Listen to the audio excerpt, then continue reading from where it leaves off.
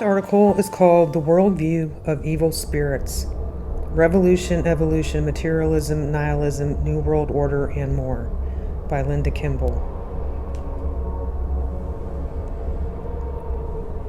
Genesis of the Revolution from Hell. In the classic work Earth's Earliest Ages, English theologian G.H. Pember, 1837 to 1910, examines the role of satanic forces in the first destruction of Earth under God's judgment and compares them to the explosion of open contact with evil spirits, ancient Egyptian Hermetic magic, theosophy, Buddhism, reincarnation, karma, the mystery religion of Babylon, astrology, and mesmeric healings sweeping across Christendom. It was during the Renaissance that many influential Christians at the highest levels of church and society had returned to the occult wisdom teachings that originated on the plains of Shinar, then traveled to ancient Egypt with Hermes Trismegistus. In his own time, Pember observes that ancient occult traditions are no longer veiled in mystery, but boldly presented by evil spirits working through a powerful illumined brotherhood as the fruit of modern science, especially evolutionary philosophy, which the brotherhood assert was included in the instructions given to the initiates of the Hermetic, Orphic, Eleusinian, and Kabbalistic mysteries, and were familiar to Chaldean magi, Egyptian priests, Hindu occultists, Essenes, therapeutic Gnostics, and theurgic Neoplatonists. Pember, page 243 to 244. In the impeccably researched scientific analysis of the writings of Alice A. Bailey and their applications, Robert A. Herman, Ph.D., affirms G.H. Pember's claim with respect to demonic origins of the evolutionary science so widespread in our time. Herman traces modern evolutionary thinking, which has infiltrated the whole body of the Christian Church, back to 1750 and the Spanish-French occultist, the Martins de Pasquale, 1715 to 1779, whose biological conception predates Darwin's theory and held that an illumined adept spiritually evolves into higher and higher forms on various evolutionary levels. Pember knows occult teachings are grounded in knowledge and received from evil spirits. Thus, he particularly connects evolutionary philosophy to spiritism. This teaching, said Pember, made the world ready for the deeper teachings of evil spirits working within the possessed illumined brotherhood. The brotherhood decided that the time had come to communicate with it and openly influence its religion and philosophy. They have, however, become so etherealized by their practices that they are unable to endure contact with coarse human nature. It was, therefore, necessary to employ intermediaries. The first person known to have been chosen for this purpose was a Madame Blavatsky. In affirmation, Corrine McLaughlin and Gordon Davidson, the politically influential co-authors of Spiritual Politics, Changing the World from the Inside Out, admit their book is based on the ageless wisdom teachings preserved by occultists since the Egyptian pantheon, 27th to 30th centuries BC, and handed down over the ages to modern occultists in the time of the Renaissance, the Enlightenment, and on into our own time. For centuries, the ageless wisdom in the West was shielded from an unprepared public. The unveiled truths were handed down only orally by individual teachers to tested disciples or by certain religious groups in secret societies such as the Kabbalists, Druids, Essenes, Sufis, Knights Templar, Rosicrucians, Freemasons, and others who carefully guarded the teachings down through the centuries. A study of these secret societies would reveal powerful influences on the history of nations. And that's from Spiritual Politics, McLaughlin Davidson, from Reinventing Jesus Christ, the New Gospel, Warren Smith. Warren Smith is great. Beginning with the work of evil spirits acting through Blavatsky, ageless wisdom has succeeded in overspreading West Europe and America and made deep inroads into the whole body of the church over the last 100 years. Blavatsky's important book, The Secret Doctrine, 1888, paved the way by synthesizing Christian, Jewish, and Islamic mysticism with the Eastern teachings of Hinduism, Taoism, and Buddhism, showing their common roots and comparing their sacred texts. In our own time, the scientific evolutionary materialism lauded by new pagans as empirical science is no such thing.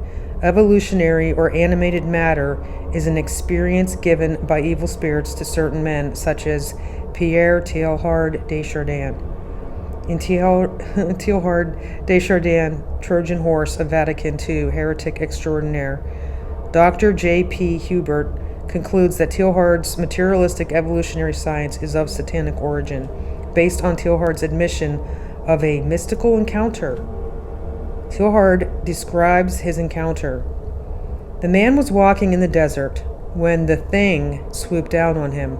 Then suddenly a breath of scorching air passed across his forehead, broke through the barrier of his closed eyelids, and an irresistible rapture took possession of him, mightily refashioning the enfeebled fibers of his being, and at the same time the anguish of some superhuman peril oppressed him. A confused feeling that the force which had swept down upon him was equivocal, turbid, the combined essence of all evil and goodness. You called me here. I am grown weary of abstractions, of attenuations, of the worldliness or wordiness of social life. You wanted to pit yourself against reality entire and untamed. I was waiting for you in order to be made holy, and now I am established on you for life or for death. He who has once seen me can never forget me. He must either damn himself with me or save me with himself. O you who are divine and mighty, what is your name? Speak. Teilhard's mystical experience, when united with ideology and scientism, becomes a form of magical thinking that declares the universe made itself, that man is one with the universe, that certain chosen men contain divine sparks within their brains, and that man invented God. Evolution as an origin narrative has been taught by fallen angels and demons for thousands of years, projected into the minds of modern God-hating revolutionary nihilists. It becomes an invention of their darkened imaginations given over by God to depraved minds. There is no God and no soul, hence there are no needs for the props of traditional religion. With dogma and creed excluded, then immutable, truth is also dead and buried. There is no room for fixed natural law or permanent moral absolutes. John Dewey, The Unseen Hand, A. Ralph Epperson. This invention of depravity is more terrible and more destructive than has ever been presented in the ordinary course of nature. It declares there was no fall, thus Lucifer is not Satan, but God, and the liberator of humans. Satan and his rebellious host will thus prove to have become the direct saviors and creators of divine man. It is Satan who is the God of our planet and the only God. Satan, or Lucifer, represents the centrifugal energy of the universe, this ever-living symbol of self-sacrifice for the intellectual independence of humanity. The Secret Doctrine, Helena Blavatsky. Hope and faith in the most radiant one, Lucifer, will be restored in the years to come. Each soul on Terra will be touched by this energy. The choices are simple. One selects either peace, harmony, love, and light, or fear and darkness. There is no middle compromise. Those who journey into the light will move with us. Those who choose to stay in the lower vibrations will be provided for accordingly also. The earth will be cleansed in the next decade, for the purification must be complete. That's Spiritual Politics. Corinne McLaughlin, a theosophist and task force coordinator for President Clinton's Council on Sustainable Development. page 240. Yay.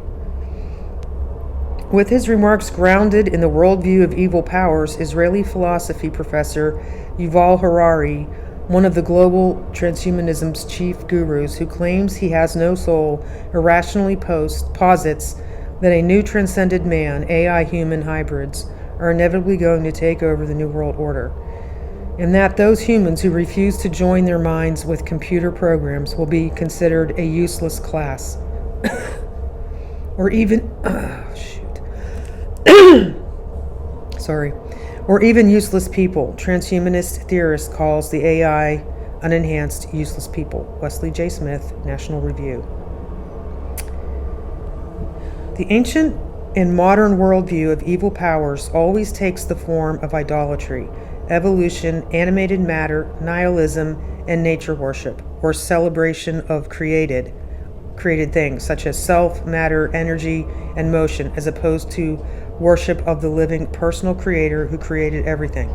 Thus, in support of the idea that living beings created themselves, it is virtually anti-supernatural triune God, anti-Genesis account, creation ex nihilo, anti-immutable truth, and the gospel in favor of one-dimensional monism, evolutionary cosmologies, nihilism, and creation of self.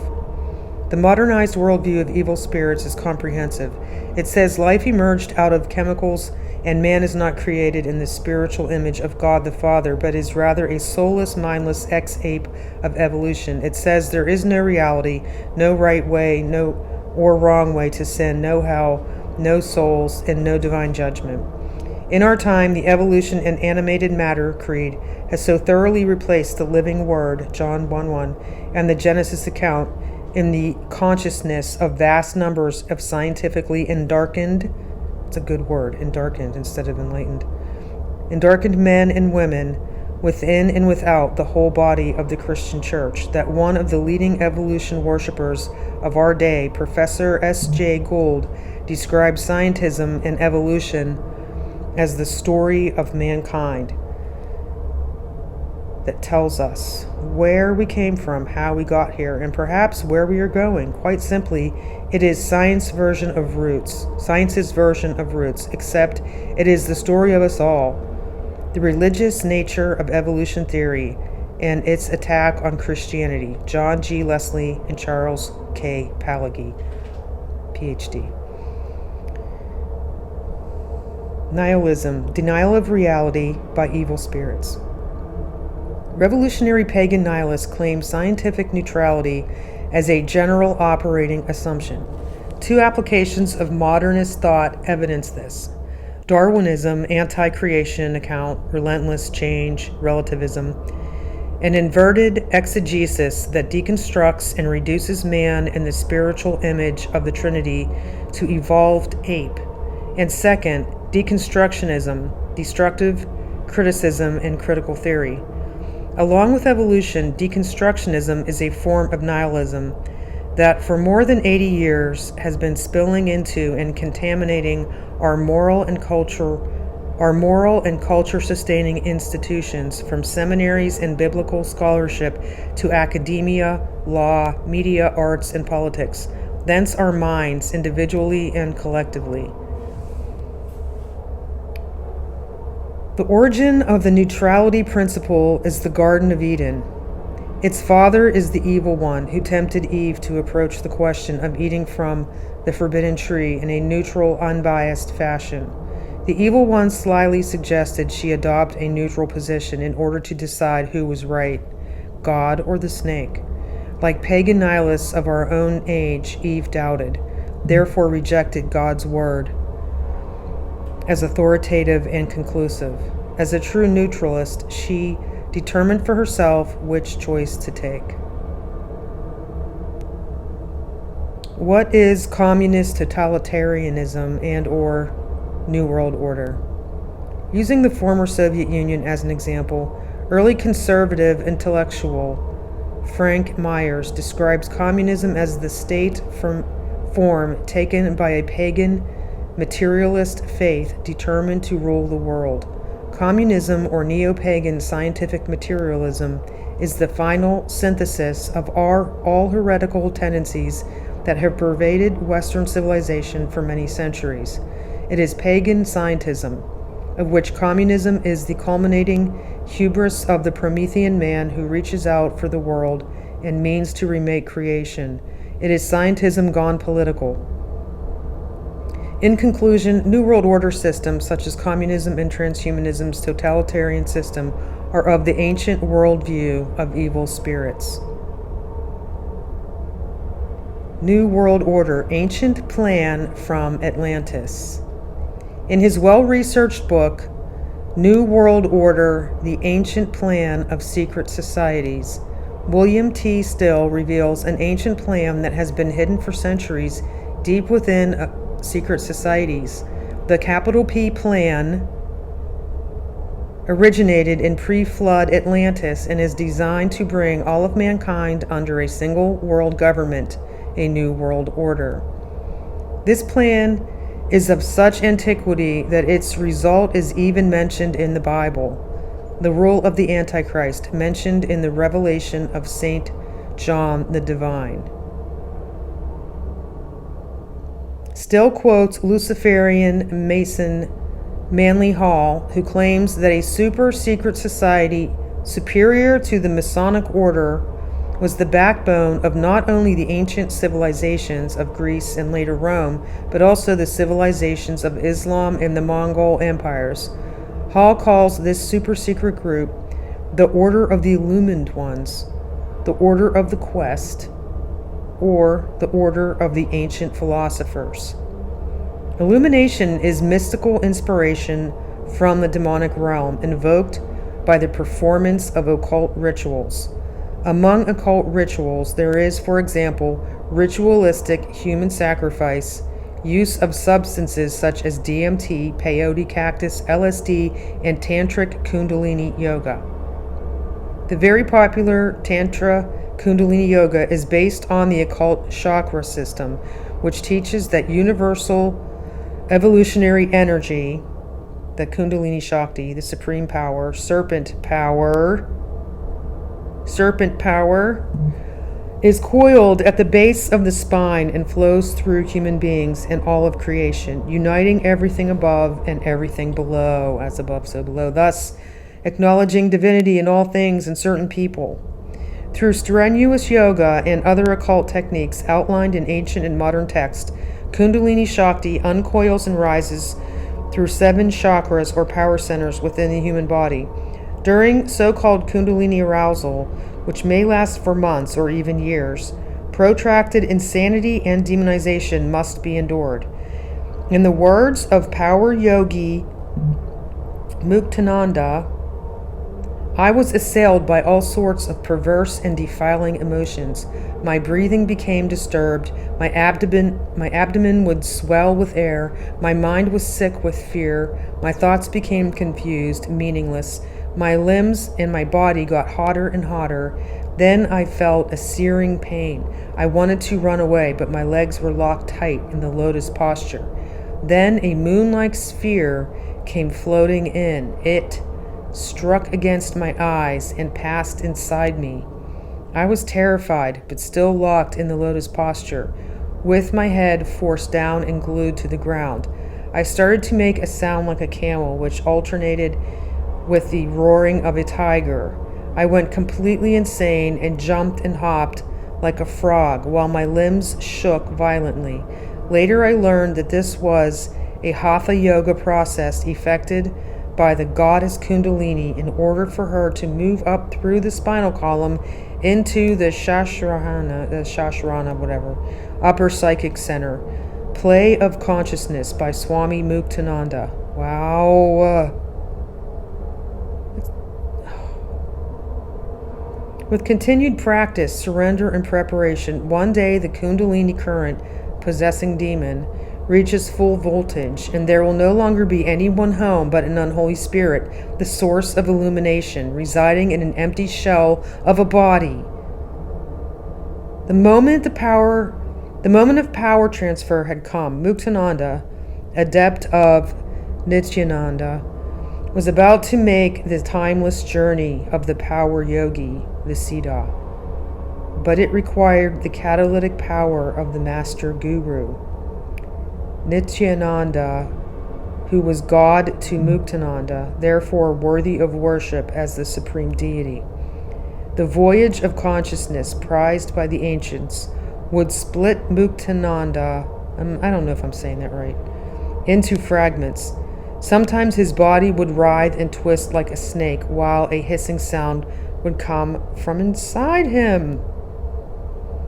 Finally it happened, explosion, the point of no return, where Muktananda as an individual would be obliterated. Superconsciousness states would take control of him, and his consciousness would be kicked out to more and more remote levels. In place of the former person was the walking void, the unself, the hollow shell filled with the soul of the universe. Writers of the Cosmic Circuit, Tao Brook, page 36 through 45.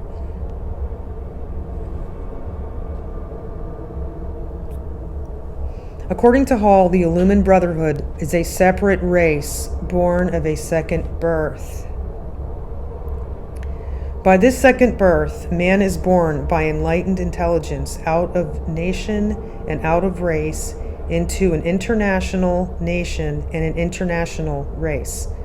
It is this larger and coming race that will someday inherit the earth. But unless man be born again by enlightenment, he shall not be a part of the philosophic empire. The philosophic empire, or New World Order, said Hall, originated in pre-flood Atlantis. It was the Atlanteans that devised a great plan. People, hear this plan, which would guide world events for millennia to come. And it included a mysterious blueprint for what would later become America. Plans for the development of the Western Hemisphere were formulated in Alexandria, Mecca, Delhi, and Lhasa in Tibet, long before most European statesmen were aware of the Great Utopian Program. That's page 36. I think that's Manly P. Hall. The Great Reset, precursor to the New World Order. Evil spirits have provided godless revolutionaries with an evolutionary ideological religious system and an illuminated brotherhood to facilitate the evil New World Order they desire. But in order that it can emerge, Satan requires the destruction of everything that exists and murder of all reactionaries. Thus, the still remaining remnants of Western European and America's Christian-based culture and all who defend it are to be completely destroyed. The Great Reset. The Great Reset the West and much of the world is undergoing is the destructive portion of the plan being facilitated by the Illumined Brotherhood through Western global transhumanists and their managerial Western ruling classes and their followers. Out of the ashes of the West and the world civilizations will arise the promised New World Order, but its real architects are Apollyon, the destroyer angel of the bottomless pit, and Beelzebub, the prince of demons. These two high-ranking evil angels, together with their legions of evil spirits, possess and direct the Illumined Brotherhood and dominate and control the demonically darkened minds of globalists, the ruling class managers, and their myriad followers. Pause. I just did a video on the Latter Rain and Joel's Army and how they believe they're Joel's Army, which sounds like Joel's Army is the same one that comes out of the pit, the Locust Army. So just something to think about.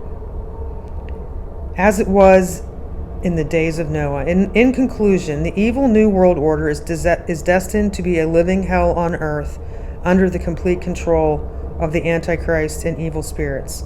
Thus it will be as it was in the days of Noah, and this will precipitate the second coming of Christ. Revelation 16:11-6.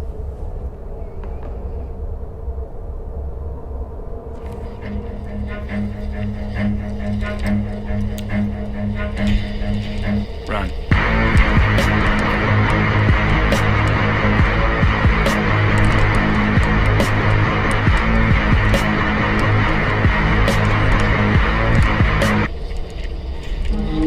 just one name that can keep you out of hell, and it's the name of Jesus. The name of Jesus.